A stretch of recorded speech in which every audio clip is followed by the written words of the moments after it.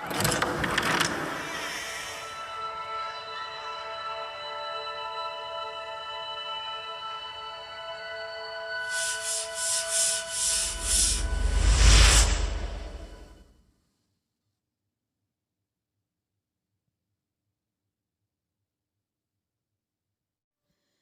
संस्कृताय मित्राणि, आप सभी का हमारे चैनल संस्कृत ज्ञानदायिनी में बहुत बहुत स्वागत है।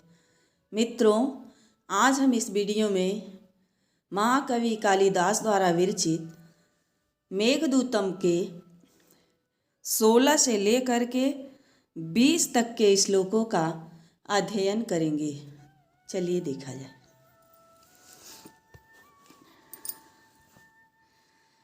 त्वय्यायतं कृषिफलमिति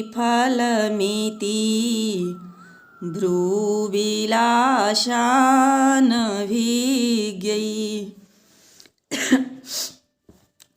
प्रीतिस्निग्धैः जनपदवधू लोचनैः पीयमानम् सद्यशिरो कसडसुरभि क्षेत्रमारुह्यमालं किञ्चित् पश्चात् व्रजलघुगति भूय एवोत्तरेण।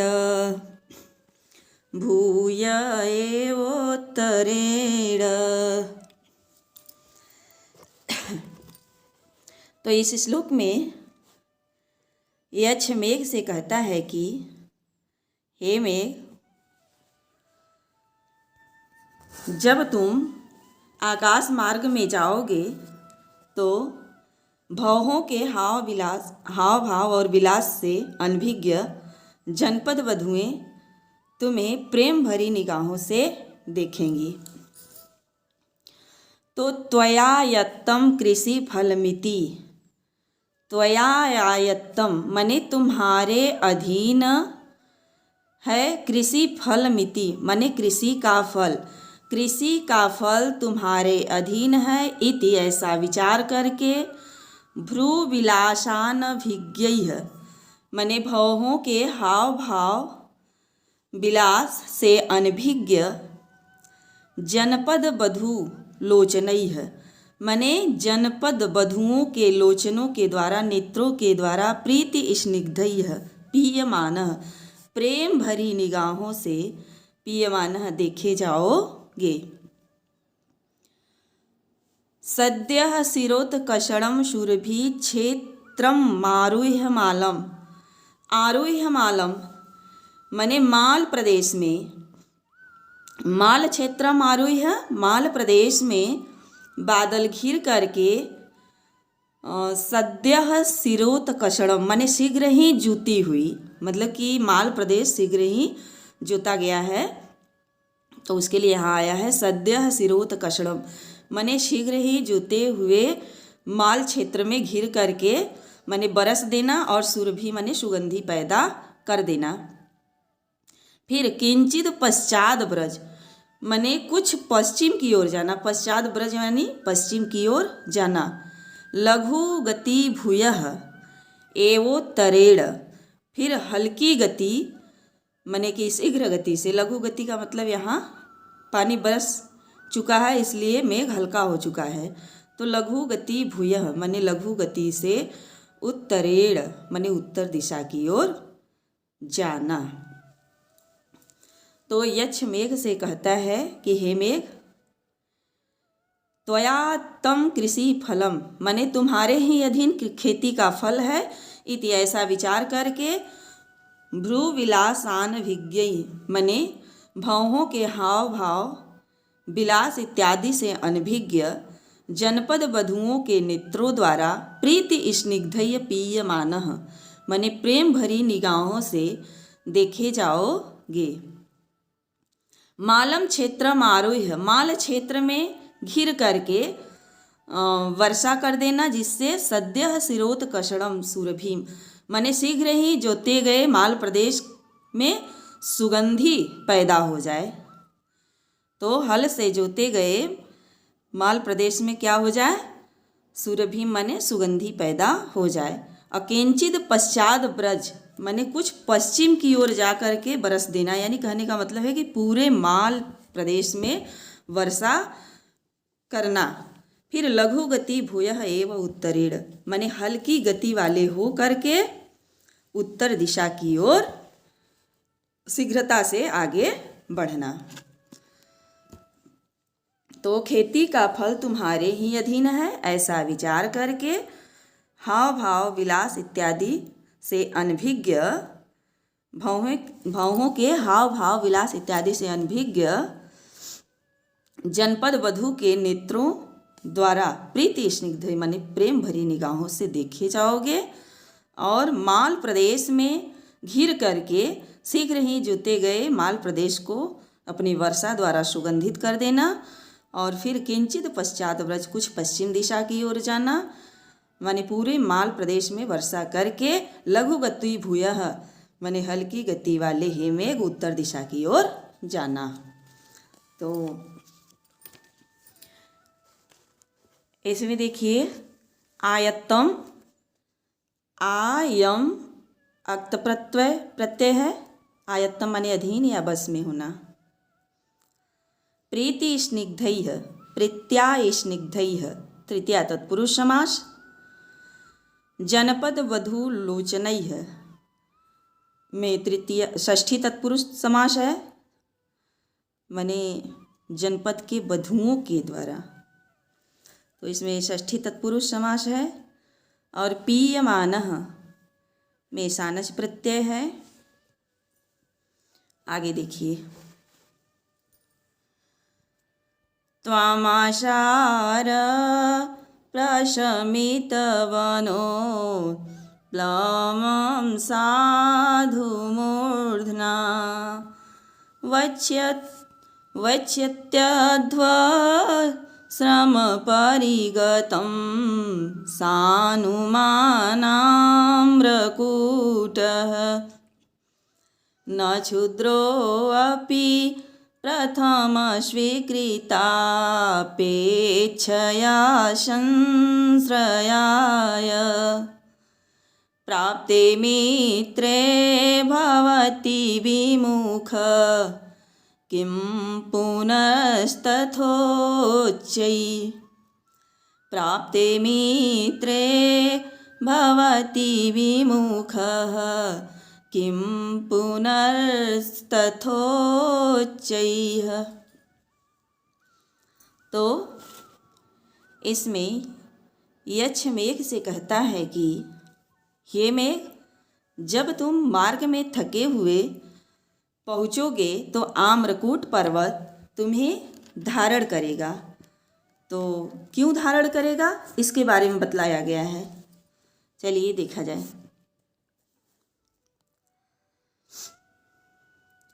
आम्रकूटः मने आम्रकूट शानुमानः मने आम्रकूट पर्वत। और अशार प्रशमित बनोत्प्लवम, असार प्रशमित बनोत्प्लवम माने आम्रकूट के जंगल में, वन माने जंगल में लगी हुई अग्नि को, अशारम प्रशमित माने अपनी मूसलाधार वर्षा से शांत करने के कारण, माने असारम प्रशमित बनोत्प्लवम आम्रकूट माने आम्रकूट पर्वत के जंगल में, बनोप्लवम माने जंगल में लगी हुई अग्नि को, आशारम अपनी मूसलाधार बारिश से, प्रशमित माने शांत करने के कारण, अध्व श्रम परिगतम, अध्व माने मार्ग में, श्रम माने थके हुए, श्रम माने थके हुए, तुमको, त्वाम माने तुमको, साधु मूर्धना भली प्रकार माने अच्छी तरह से अपनी चोटी पर वक्ष्यति माने धारण करेगा। कौन धारण करेगा? आम्रकूट नामक पर्वत तुम्हें अपनी चोटी पर बिठाएगा। क्यों बिठाएगा? क्योंकि आम्रकूट के वन में जब अग्नि लगी थी तो तुम उसे आशारम मने अपनी मूसलाधार बारिश से प्रशमित मने शांत किए। इसलिए मार्ग में थके हुए तुमको आम्रकूट पर्वत अच्छी तरह से अपनी चोटी पर बिठाएगा। क्यों? क्योंकि मित्रे प्राप्ते, प्राप्ते मित्रे माने मित्र के आ जाने पर, मित्र के आ जाने पर प्रथम स्वीकृत स्वेच्छया माने पहले किए गए कार्यों की उपेक्षा न करते हुए, यानी पहले किए गए कार्यों पर विचार करते हुए, क्षुद्रो अपि माने नीच व्यक्ति भी संश्रयाय अपने शरण में स्थान देते हैं। तो यह तथा उच्चय माने जो आप जैसा ऊंचा हो, तो किम पुनः उसका कहना ही क्या, माने जो आप के तरह इतना ऊंचा हो, महान हो, तो ऐसे व्यक्तियों का कहना ही क्या। तो आप तो और भी मतलब स्थान देंगे और भी सम्मान करेंगे। तो प्राप्ते मित्रे मित्र के आ जाने पर प्रथम स्वीकृतापेक्षया माने पहले किए गए अच्छे कार्यों का विचार करके, स्वीकृत कार्यों का अच्छे कार्यों का विचार करके, क्षुद्रो अपि नीच व्यक्ति भी अपने शरण में संश्रयाय माने स्थान देते हैं, जगह देते हैं। फिर यह तथा उच्चय जो आप जैसा ऊंचा है, सह किम पुनः उनका क्या कहना। तो हे मेघ मार्ग में थके हुए तुमको आम्रकूट के जंगलों की अग्नि बुझा देने के कारण जो आम्रकूट पर्वत है वह तुम्हें भली भांति अपनी चोटी पर धारण करेगा। और मित्रे प्राप्ति क्योंकि मित्र के आ जाने पर प्रथम स्वीकृतोपेक्षया पहले किए गए कार्यों का विचार करके शूद्र व्यक्ति माने नीच व्यक्ति भी संश्रयाय आश्रय देते हैं, अपने यहाँ स्थान देते हैं। फिर जो आप जैसा ऊंचा हो, किम पुनः उनका क्या कहना, ऐसे व्यक्तियों का क्या कहना। तो आषाढ़ प्रशमितः, आषाढ़ेण आश्री घई, आषाढ़ेण में घई प्रत्यय है। और धारा पातेन प्रशमितो बनो प्लवो दावाग्नियः एन मने बहुव्रीहि समास है। आषाढ़ प्रशमित मने बहुव्रीहि समास है। और मूर्धना, मूर्धन शब्द मने तृतीया एक वचन का रूप है। वक्ष्यति वह, और वह धातु लट लकार प्रथम पुरुष एक वचन का रूप है। और प्राप्तः में अक्त प्रत्यय है। वक्ष्यति, वक्ष्यति में लृट लकार होगा क्योंकि धारण करेगा, तो वह लृट प्रथम पुरुष एक वचन। आगे देखिए,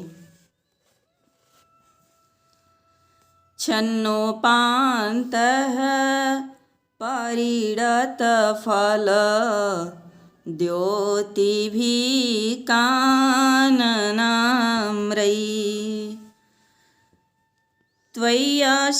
त्वय्यारूढे शिखरमचलः स्निग्धवेणी सवर्णे नूनं यास्यत् अमरमिथुन प्रेक्षणीयामवस्थां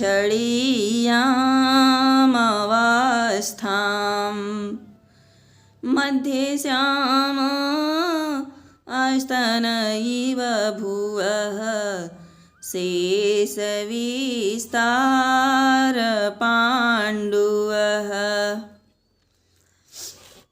इस श्लोक में यक्ष मेघ से कहता है कि आम्रकूट पर्वत पर जब तुम विराजमान होगे तो माने मेघ की क्या स्थिति होगी, इसके बारे में इसमें बतलाया गया है। तो चलिए देखा जाए। परिणत फलो द्योतिभिः, मने परिणत मने पके हुए, फलों की, द्योतिभि मने कांति वाले। तो पके हुए फलों की कांति वाले, कानन आम्रैः मने जंगली आमों से, छन्नोपान्तः घिरे हुए आम्रकूट पर्वत पर, त्वय्यारूढ़े स्निग्ध बेड़ी सवर्णे, स्निग्ध होता है चिकनी, तो चिकनी बेड़ी मने चोटी, सवर्णे मने समान, चिकनी चोटी के समान, शिखर अचलम मने आम्रकूट पर्वत पर, त्वय्यारूढ़े तुम्हारे विराजमान होने पर, तुम्हारे बैठ जाने पर। तो यक्ष मेघ से कहता है कि हे मेघ, परिणत फल द्योतिभिः पके हुए फलों की कांति वाले, कानन आम्रैः जंगली आमों से घिरे हुए, छन्नोपान्तः घिरे हुए, शिखरमचलः मने आम्रकूट पर्वत पर जब स्निग्ध बेड़ी सवर्णे मने चिकनी चोटी के समान, त्वय्यारूढ़े तुम्हारे विराज होने पर, आम्रकूट पर्वत कैसा हो जाएगा, तो अस्तन इव भुवः, भुवः माने पृथ्वी माता के, अस्तन इव माने अस्तन के समान, पृथ्वी माता के अस्तन के समान, जिसका शेष विस्तार पांडुवः मने शेष विस्तृत भाग पीला होता है, और मध्य श्यामः मने बीच में काला, ऐसी पृथ्वी माता के अस्तन के समान, अमर मिथुनात्, अमर मिथुनात् मने देवताओं के जोड़ों के द्वारा, प्रेक्षणीयम देखने योग्य या दर्शनीय अवस्था को, नूनम यास्यति निश्चय ही प्राप्त करोगे। कहने का मतलब है कि जो आम्रकूट पर्वत है उसके चारों ओर पके हुए माने पीली पीली पीले पीले आम हैं, चारों तरफ आमों से घिरा हुआ है, और जो आम्रकूट की चोटी है ऊपरी हिस्सा, उस पर काला काला मेघ जा कर के बैठ जाएगा, तो उसका समस्त भाग पीला और बीच वाला भाग काला। इस तरह वह आकाश में विचरण करने वाले देवताओं के जोड़ों के द्वारा पृथ्वी माता के अस्तन के समान देखने योग्य अवस्था को प्राप्त करेगा। तो परिणत फल द्योतिभिः पके हुए फलों की कांति वाले, जंगली आमों से घिरे हुए, शिखर अचल है आम्रकूट पर्वत पर, स्निग्ध बेड़ी सवर्ण माने चिकनी चोटी के समान, तुम्हें तुम्हारे आरूढ़ हो जाने पर, तुम्हारे बैठ जाने पर, भुवः अस्तन इव माने पृथ्वी माता के अस्तन के समान, पृथ्वी माता के अस्तन के समान, जिसका शेष विस्तार पांडुवः शेष बचा हुआ विस्तृत भाग जो है पीला हो, और मध्य श्यामः बीच में काला, तो जिसका बीच वाला हिस्सा काला हो और शेष विस्तार पांडुवः माने उसका समस्त भाग पीला हो, ऐसी पृथ्वी माता के अस्तन के समान, अमर मिथुनात् माने देवताओं के जोड़ों के द्वारा दर्शनीय अवस्था को निश्चय ही प्राप्त करोगे। तो देखिए, स्निग्ध स्नेह प्लस अक्त प्रत्यय, आरूढ़े आरूढ़ अक्त प्रत्यय, आरूढ़े में सप्तमी एक वचन का रूप है, और प्रेक्षणीयम में अनियर प्रत्यय है, नूनम अव्यय है, और यास्यति लिट लकार प्रथम पुरुष एक वचन का रूप है। आगे देखिए,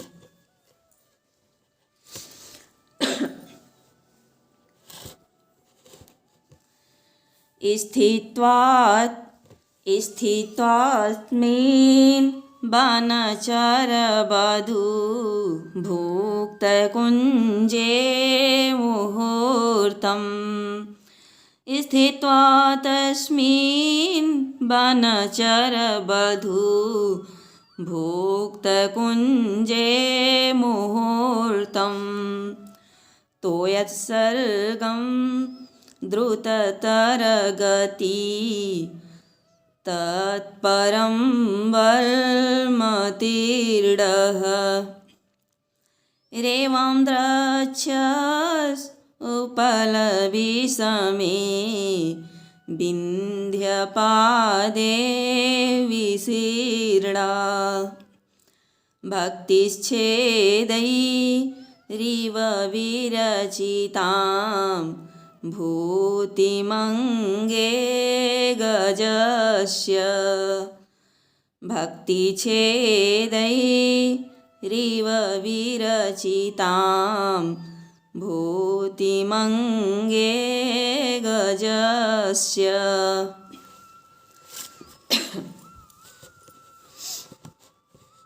तो इस श्लोक में यक्ष मेघ से कहता है कि बनचर बधू भुक्त कुंजैः तस्मीन, तस्मीन माने उस आम्रकूट पर्वत के लिए आया है तस्मीन। तो बनचर बधू माने वन में विचरण करने वाली बधुओं के द्वारा भुक्त कुंजय माने उपभोग किए गए उस आम्रकूट पर्वत पर। बनचर माने वन में विचरण करने वाले कि बधुओं के द्वारा उपभोग किए गए भोगे गए उस आम्रकूट पर्वत पर मुहूर्तम स्थित्वा माने हे में मुहूर्तम स्थित्वा माने क्षण भर या थोड़े समय स्थित रह करके तोय उत्सर्गम माने जल बरसाने के कारण द्रुततर गति माने शीघ्र गति से वर्म तीर्ण तत्परम माने शीघ्र गति से मार्ग में जाते हुए। क्यों? क्योंकि अब मेघ जो है अपना जल बरसा चुका है, इसलिए उसकी गति जो है बहुत मतलब वो हल्का हो गया है, तो इसलिए शीघ्र गति द्रुततर गति शीघ्र गति से मार्ग में आगे बढ़ रहा है। तो बनचर बधू भुक्त कुंजैः माने वन में विचरण करने वालों की स्त्रियों के द्वारा भोगे गए उस आम्रकूट पर्वत पर मुहूर्तम स्थित्वा क्षण भर या थोड़े समय रुक करके और तोय उत्सर्ग जल बरसाए हुए तुम द्रुततर गति माने अत्यंत शीघ्र गति से मार्ग में आगे बढ़ते हुए किसको देखोगे? रेवाम द्रक्ष्यसि माने रेवा नदी को देखोगे। अब रेवा नदी कैसी है चलिए देखा जाए।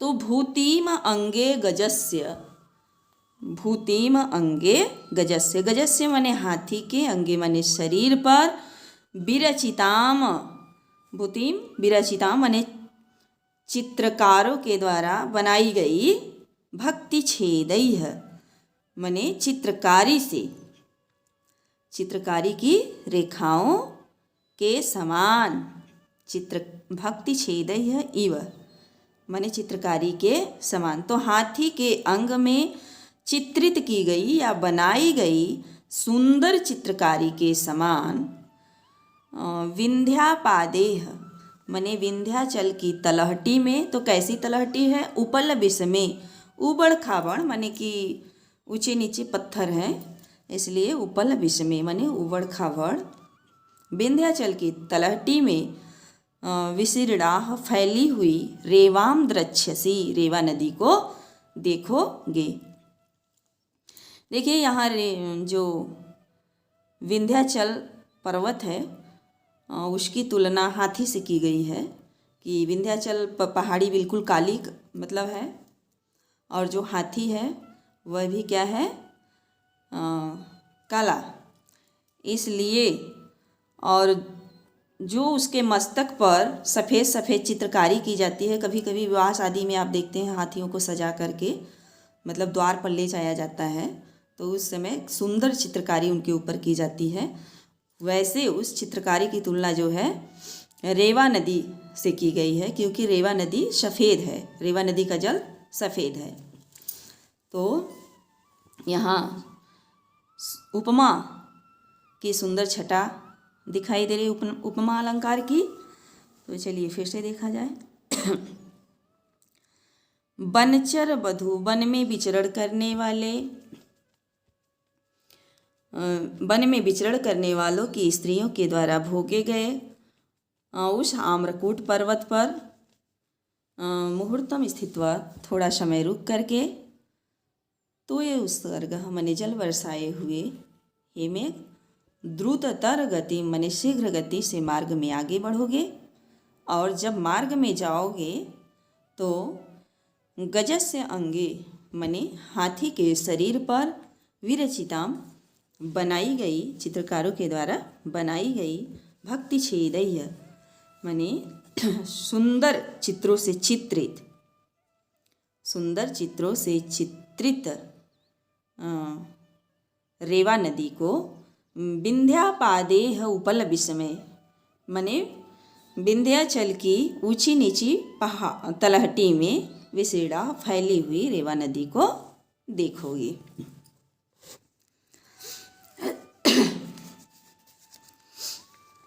आगे देखिए।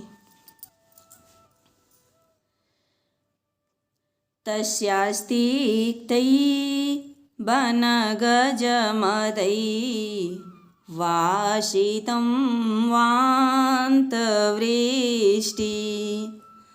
जम्बुकुञ्ज प्रतिहतरयं तोयमादाय गच्छे अन्तःसारं गणतुलयितुं नालिनः साक्ष्यति त्वां रिक्तः सर्वो भवति लघु पूर्णता गौरवाय रिक्तः सर्वो भवति लघु पूर्णता गौरवाय।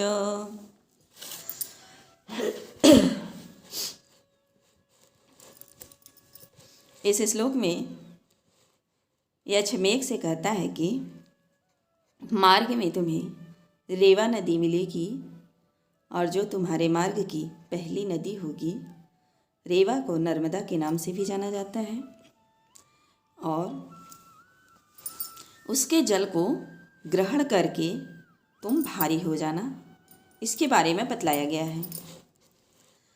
तो तस्यातोयम आदाय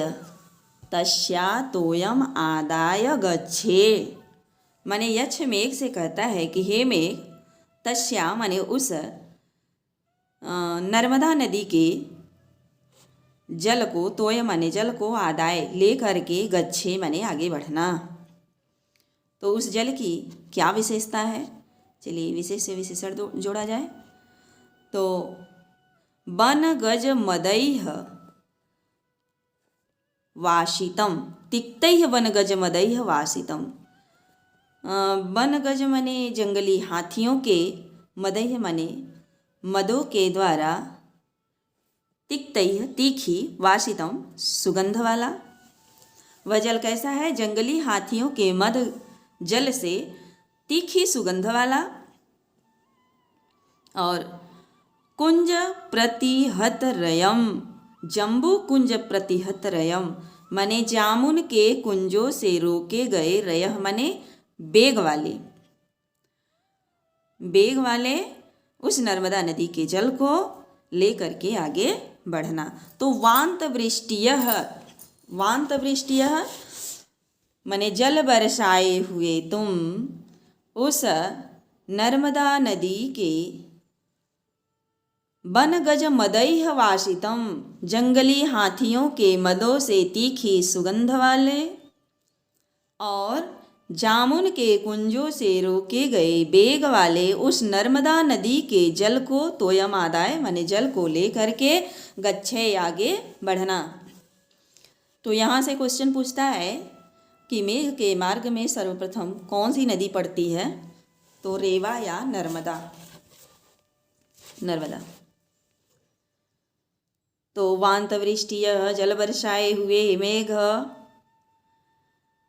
वनगजमदैः तिक्तैः वासिदम, मने जंगली हाथियों के मद से तीखी सुगंध वाले और जम्बू कुंज प्रतिहत रयम, जामुन के कुंजों से रोके गए बेग वाले। तस्यातोयः मने उस नर्मदा नदी के जल को, आदाय लेकर के आगे बढ़ना। क्यों? क्योंकि अंतःसारम घनः मने घनः मने हे मेघ, अंतःसारम मने अंदर से भरे हुए या भारी हुए। तुलयितुम न अनिलः सच्यति त्वाम, त्वाम माने तुमको, अनिलः माने हवा, न माने नहीं, तुलयितु माने हिला, सच्यति माने सकेगी। माने जब तुम जल को ग्रहण कर लोगे तो अंदर से क्या हो जाओगे, सारम माने भर जाओगे, ठोस हो जाओगे। इसलिए अनिलः माने हवा तुम्हें हिला नहीं सकेगी। क्यों? कि रिक्तः सरो भवति ही लघु, ही मने क्योंकि, रिक्तः मने खालीपन, लघु भवति हर जगह, सर्व मने हर जगह, लघु भवति मने लघु होता है, हल्का होता है, खालीपन हमेशा हल्का होता है। और पूर्णता गौरवाय भरा हुआ गुरुता का प्रतीक है, भरा हुआ या ठोसपन गुरुता का प्रतीक है, गुरुता के लिए जाना जाता है। तो हे मेघ जल बरसाए हुए तुम, जंगली हाथियों के मदों से तीखी सुगंध वाले और जामुन के कुंजों से रोके गए बेग वाले, तस्याम उस नर्मदा नदी के जल को लेकर के आगे बढ़ना। क्योंकि अंतःसारम मने अंदर से ठोस हुए तुमको, त्वाम तुमको, अनिलः ना तुलयितुम सच्यति हवा तुम्हें हिला नहीं सकेगी। क्यों? क्योंकि रिक्तः सरो भवति ही लघु, खालीपन हर जगह हल्का होता है। और भरा होना, पूर्णता माने भरा होना, गौरवाय माने गौरव का प्रतीक है। तो देखिए तिक्तैः में तृतीया बहुवचन है और अंतःसारम मने बहुब्रीहि समास है। अंतःसारम में अंतःसारो बलम यस्यतम, अंतःसारम सच्यति शक धातु लृट लकार प्रथम पुरुष एक वचन का रूप है और रिक्तः में अक्त प्रत्यय है और प्रतिहत रयम में बहुब्रीहि समास। वान्तवृष्टियः माने वान्तावृष्टियः एन बहुब्रीहि समास है। तो मित्रों बस आज यहीं तक। और यदि मेरी वीडियो को आप सब्सक्राइब नहीं किए हैं तो सब्सक्राइब कर लें, ताकि हम जो भी नई वीडियो अपलोड करें उसका नोटिफिकेशन आपको सबसे पहले पहुँचे। धन्यवाद।